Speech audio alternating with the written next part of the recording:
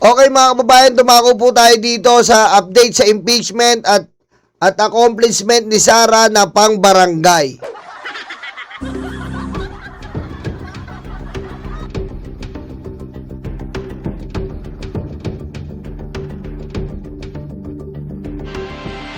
Bago pa magsimula ang impeachment trial ni Vice President Sara Duterte sa July 6, malinaw na ang kanyang posisyon na dapat umanong i-dismiss ang mga articles of impeachment. Ayaw pa rin. Pero Ayaw pa rin talaga tumigil ng impactang to. Hindi na nga mapapadismiss yan, impacta. ba yun na ma-dismiss ang kaso bago pa magkaroon ng paglilitis? Ang basa ng mga legal experts sa pagtutok ni Joseph Moro. Sa sagot ni Vice President Sara Duterte sa Senate Impeachment Court, sinabing dapat i-dismiss o ibasura ng korte ang mga articles of impeachment dahil depektibo anya ito. Kapos umano ang basehan nito sa isinasaad sa konstitusyon. Wala rin anila sa mga aligasyon ang may sapat na basehan para sabihin na ito'y culpable violation of the Constitution, bribery, graft and corruption, high crimes o betrayal of public trust.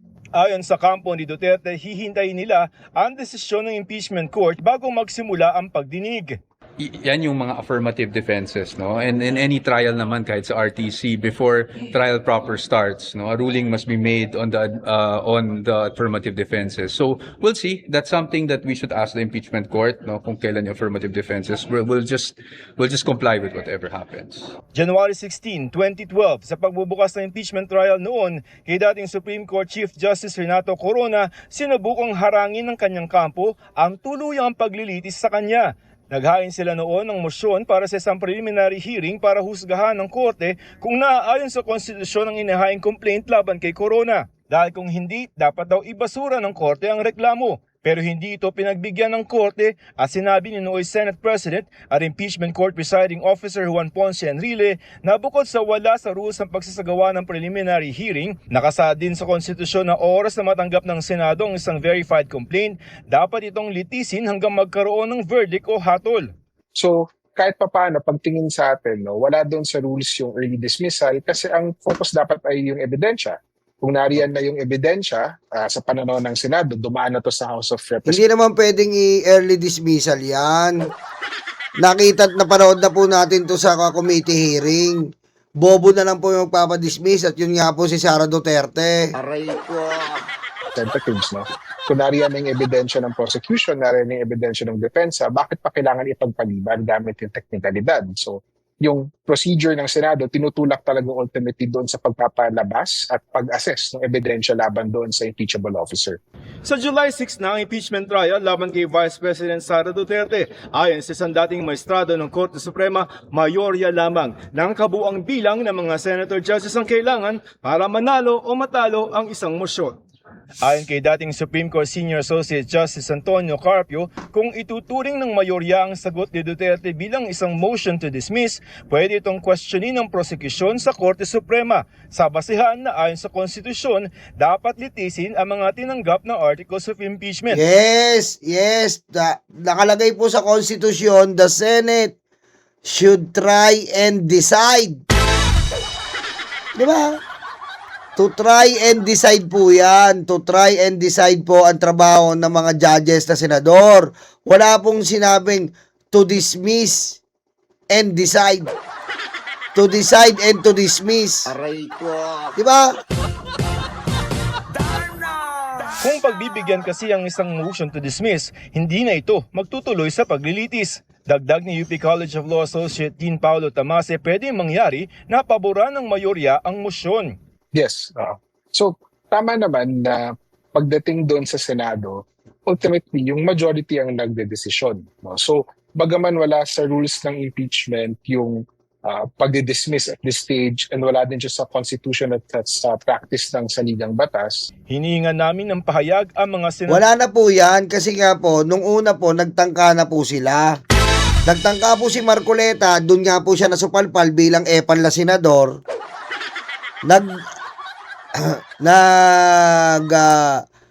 Ano po si Marcoleta at Bato na dinidismiss nila yung impeachment. At sinupalpal nga po ni Lacson na wala po sa batas, wala sa Senate rules ang motion to dismiss. Meron lang po motion to archive. Kaya nga po napagdesisyonan nila na motion to archive na lang po ang impeachment. At ngayon nga po, may panibagong impeachment na naman, ay hindi na pwede nila ito motion to archive dahil kumpleto na po ang ebidensya rito. Di ba? Kaya nga po tayo, may phobia tayo kay Chis Escudero. Aray ko. Dahil kahit papano, si Chis Escudero, may bahid pa rin po ng pagkalugayan. Aray ko. Di ba? May bahid pa rin yan si Chis eh, kaya delikado tayo dyan, huwag tayo masyadong magtiwala. Pwede nating ismack si Chis, ismack lang, walang kasamang tang. Di ba? Kiss lang, walang kasamang laplap. Aray ko. Patayin mo si BBM. No joke.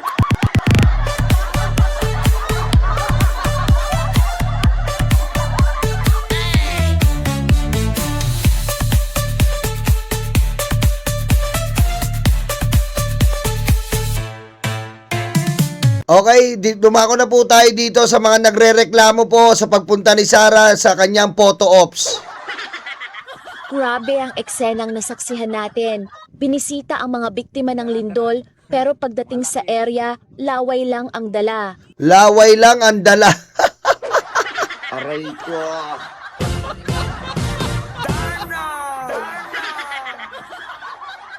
Binisita po ang laway lang ang dala. Nasaan ang tulong? Nakakapagtaka lang dahil napakagaling ninyong bumatikos sa ibang opisyal, pero itong poon nyo dumating na walang dalang kahit anong ayuda. Oh, ayan, dumating yung poon nyo, walang dalang ayuda. Dala lang bobong utak, oh. 'Di ba? Oh. Tapos si BBM, hanap kayo ng ayuda. Oh. Aray ko. Tapos, kung may naibigay man, baka yung mga lumang trapal pa na tira-tira noong panahon pa ng tatay mo ang ipinamahagi nyo? Oh, namigay ng trapal. Galing pa sa luma ng tatay niyang karton. Aray ko. Oh. Yan ba ang tinatawag ninyong malasakit?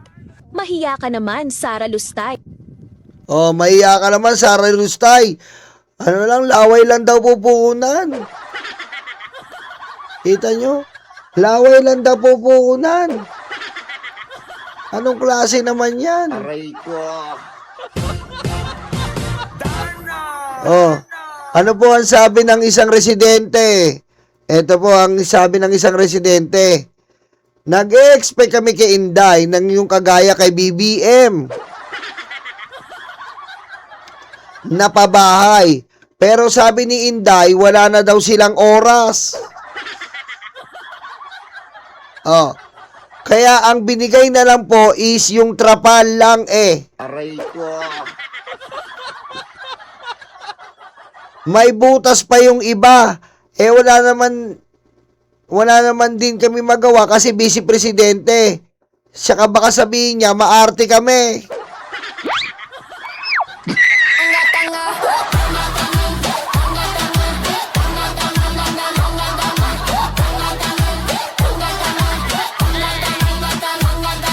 Aray ko.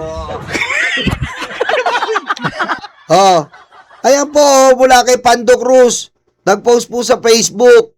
Nag-e-expect sila sa'yo, pusang ina mo at Sara Duterte, mga pabahay. Dahil ang dami yung ninakaw eh.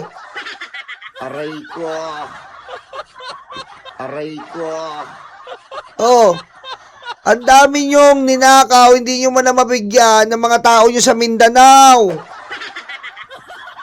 Sabi niya, oh, kagaya ni BBM na pabahay ang gusto nila. Yung pabahay na ginawa ni BBM dyan. Pero sabi ni Inday, wala na daw oras.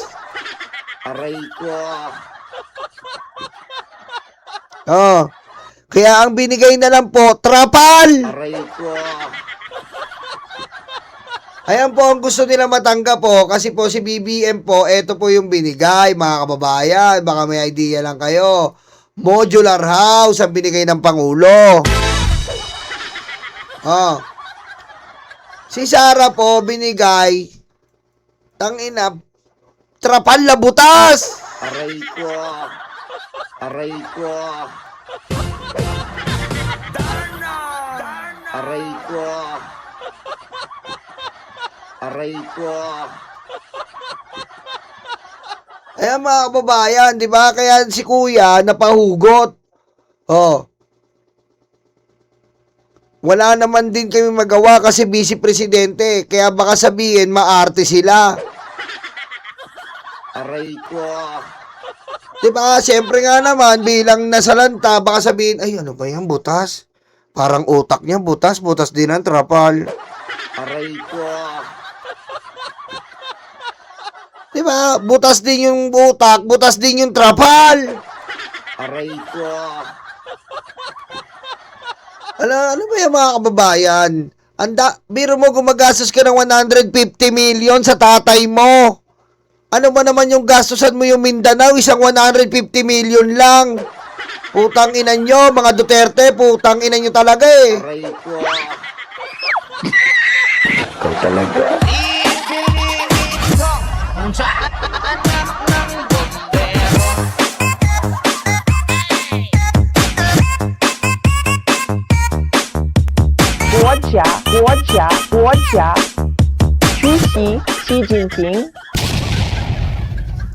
Tapos po ngayon, naglabas siya, OBP side ski accomplishment.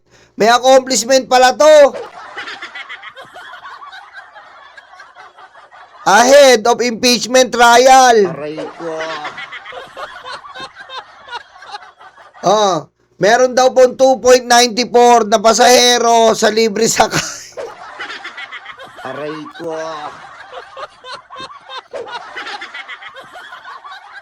Aray ko. Aray ko. Puta, pambobo na, pinagmalaki pa. Tingnan mo, 2.94 million daw ang naisakay ng libre sakay. Aray ko. Ano, pantoda po ang proyekto nito, pantoda. Pang jeep ni Toda. Aray ko. Aray ko. Eto pa, pinagmalaki pa, meron na daw siyang natanim. Aray ko.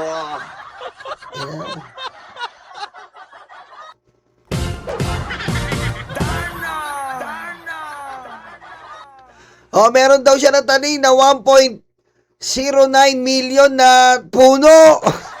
Aray ko. Aray ko.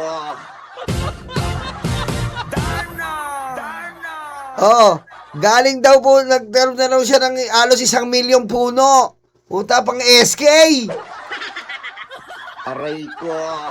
Pang SK ito eh. Pang SK ito eh. Anak ng wetek, puno, planting trees, may DNR tayo eh. Ha? Inagawan mo pa yung mga estudyante. Ayan ang ginagawa nila sa field trip eh. Ha? Inalisan mo ng trabaho yung mga estudyante. Ayan ang trabaho nila sa field trip, planting trees. Aray ko. Aray ko. Ito pa, meron daw siyang 603,751 students receive school and dental kit. Aray ko. Aray ko. Akala ko ba mga kababayan, galit sila sa ayuda. Hindi daw mabubuhay ang tao sa ayuda, trabaho. Sabi niya po sa General Santos Sarangani, sabi niya po, wag po tayong kumuha ng ayuda, bibigay trabaho. Tanginan niya, paano magtatrabaho ang mga nasalanta? Aray ko. Aray ko. Meron daw siyang 603,751 binigay sa estudyante na school and dental kits. Ito pa, ayuda na naman. 535,596 families receive disaster relief assistance. Ayuda! Aray ko. Aray ko. Aray ko. Oh. Ayan po, oh. Ito pa po, meron pa pala. Individuals receive medical assistance. Meron daw siyang pinagamot. 271,631. Aray ko. Ina talaga. Ang galing. Ang galing. Ang galing. Project ng barangay. Galit sa 20 pesos na bigas pero meron siyang individuals receive emergency aid through rice program. 231,000 daw. Aray ko. Aray ko. Ay, nako. Meron pa dito 64,234. Pinalibing niya.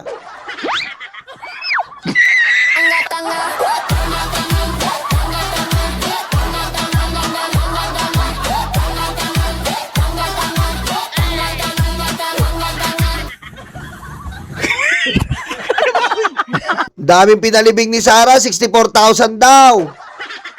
Tangin. Ayan na, burial assistance. Meron daw siyang individual served by the Kalusugan Food Truck. 10,631. Aray ko. Pati pakain eh. Trapong-trapo galawan na to ah.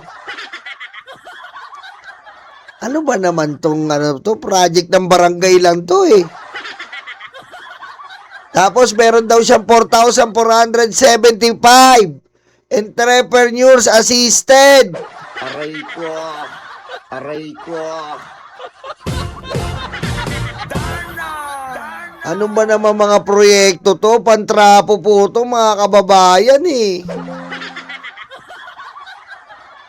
Diba? Ano mga proyekto to pang SK planting trees? Mimigay ng bigas. Aray ko. Diba? Si Sara po bilang na bilang niya. Ang tinulong niya si Presidente, ilan na ba natulungan, no? Tapos tinitipid mo yung mga tiga Mindanao. Putek, supalpal ka tuloy. Aray ko. At meron pa po tayong expose, mga kababayan. Ito po, ha. Ito po, Ang ginagawa pala ni Sara, ito po. Grabe ang kapal ng mukha ng DDS propaganda na ito. Yung tulong po sa ng UAE sa Mindanao, lindol sa Mindanao, alam ng lahat na ang pirma bago kain na palugaw lang ang unang ambag ni Inday. Sara, tapos aangkinin nyo ang sako-sako ng Dubai. Nakaka-low IQ kayo at nakakahiya. Ito yung ang post po, ito daw po yung bigas, mga dilata at marami pang iba na binigay ni BP Sara para sa mga naapektuhan ng lindol. Hindi vacuum sealed, walang mukhang koto, walang alikabok, Aray ko. lahat goods na kasako. Paganyan, pag Duterte, may puso at malasakit, may malita, may pira. Aray ko. Ayan po, pinapalitan po nila. Ayan po, pinapalitan po nila. Ang kapal ng mukha nyo. Pinapalitan po ang relief ng Sara Duterte. Aray ko.